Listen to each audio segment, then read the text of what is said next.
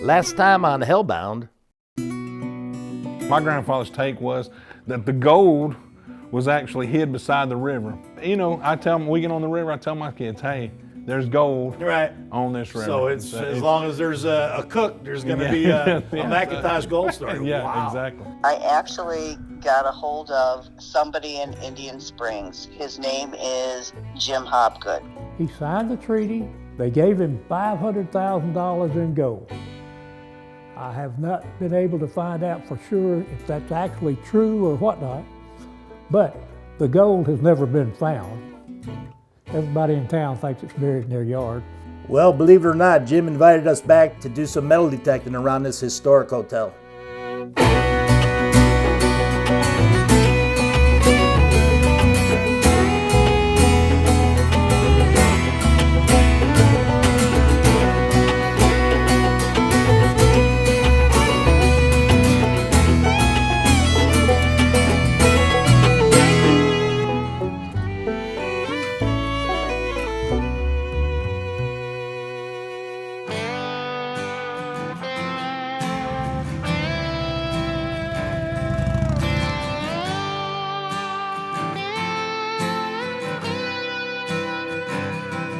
I have traveled like a fool in the desert,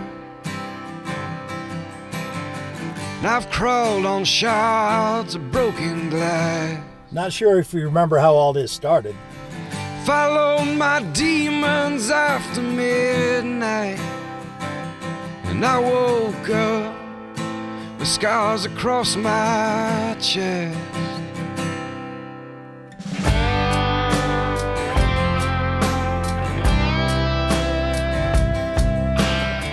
I had a break from work and I met with some friends and they told me this amazing story. I have sung in the twilight with a lover. A story that includes a native chief, murder, and a lost treasure. Of death. And as always, luck has been with us and we found some amazing people to tell us the story. And a couple of them are actually related to Chief William McIntosh. I am the oldest son of my mother and the oldest living grandson I know of. She was Glennis MacIntosh, the daughter for Leland Olin MacIntosh, who later went by Lee Olin MacIntosh. He changed his name. But he was actually a great-great-great-grandson of William McIntosh. I've always lived the Indian way of life. Not been ashamed of it. There's good, bad in all races and creeds and colors. So there's some people, I got a first cousin that he didn't want to be kin to Indians. I said, well, you be kin to who you want to. I know who I'm kin to. And that's the Chief William McIntosh. Right. Wow. Right in the line. Boy, what was life like for him out there at the He was like a plantation owner. Okay. In his day, he was a very rich man because he traded in traffic, you know, as my granddad did. Okay, Olin traded in corn? Cows and animals and anything, you know. Okay. And he owned 71 slaves that he worked his fields and all with. And when they wasn't, he farmed them out to James Bonner of Bonner Gold Mine in Rootville, Georgia. Okay. All right. And he'd received shares of that gold, of how much that gold they found, you know. So the night of the ambush, what is your take on that? I mean, can you fill us in on that? The night they killed him? Yes. All right. Through the family. This may not be in the history books, but some of his buddies came to the door, said, William, we just saw some deer down here and I need to borrow your rifle. I need to shoot a deer.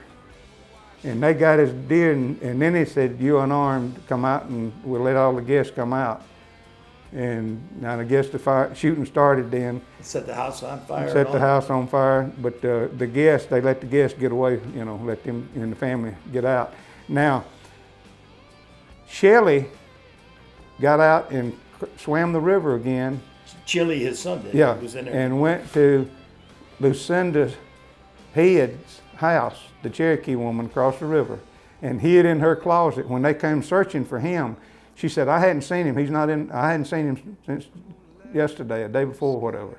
She lied for him and covered for him and saved his life that night. Wow. And now, like I said, there's a lot of this passed down in the family that you won't see in history books. Mm-hmm. But is he actually buried across from in MacIntosh Reserve where they have it laid out?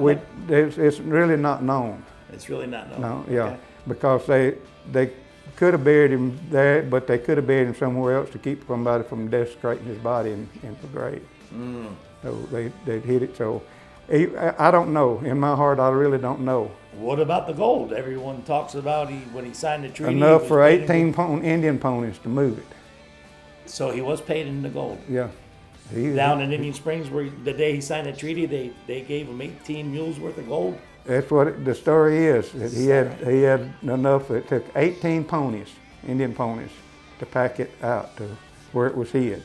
Was it hid here in MacIntosh? We don't know that now. Wow. I wished I did. I'd be down there with my shovel. Wow. That building down at Indian Springs, I went down there when they were remodeling it. The hotel. Yeah. Yeah, with Jim Hobgood down there. Yeah. But it could have been in them walls. I walked through the building just like walking through this one. There was no doors to keep you from going in and out. We just walked through. And there's walls in there that it could have been hidden there anywhere. I said, man, I'd love to go through there with a metal detector before they sheetrock it up and redo it.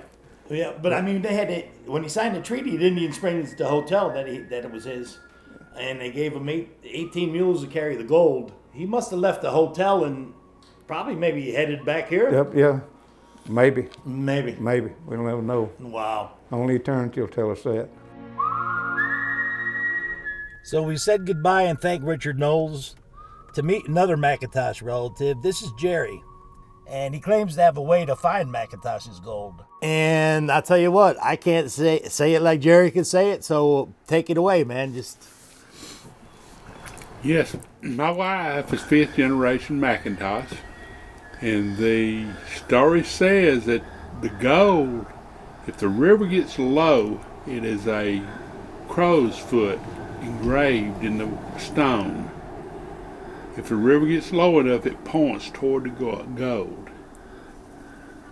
And I say, this is right before he died, he told the story with the crow's foot. Wow. And has anyone ever seen like the crow's foot, or as far as I don't know if they've ever looked for it. The river gets low enough, I think I've seen it one time, but I never did go in the river to look for it. They say it's buried down there, and you can follow it with that crow's foot. Yeah, that's amazing. That's amazing. Hey, thanks, man. Jerry gave us a clue we needed to start our expedition.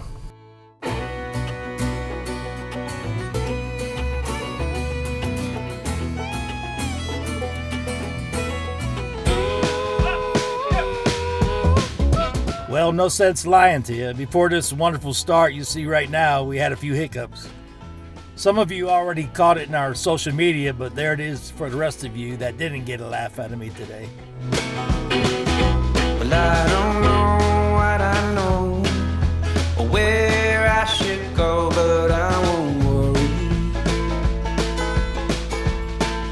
No, it's only money.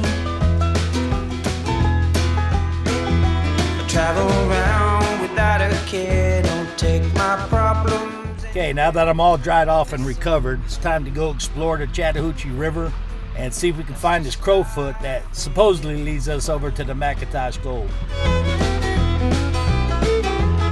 We'll be happy. So what we're gonna do is we're gonna go kind of just go along these banks here. According to MacIntosh's oldest living relative, said that what we want to do is look for a rock that's got some kind of a bird on there. And that would be sweet if we could see something like that. They say this area here was the capital of the Creek Indian Nation.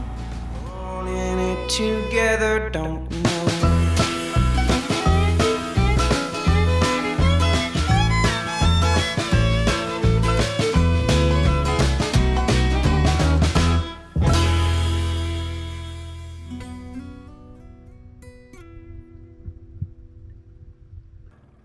Well, believe it or not, there's a rock over here. It looks like a bird, it looks like a beak. I know from what you can see from the boat, it's a little A little hard to see, but it fits all the descriptions. We're here at the capital of the Creek Indian Nation. This thing here, this island, this auspicious island, just sits here in the middle of nowhere. It'd be the perfect bank, let's say, if you was gonna hide some treasure. And there's a bird and his beak is pointing towards the top of this little hill, this little island right here. So we're gonna go back and I'm gonna get back on this island, grab my metal detector and see what we can find, man. This is what I mean about luck. We go from taking a day off to finding clues to a lost treasure in the Chattahoochee River. MacIntosh's gold is tainted with a tragic story. Treason, murder, and tears helped to forge one of those forgotten chapters in our history, with a legacy that goes beyond the value of gold. A legacy that, like the story itself, is definitely hellbound.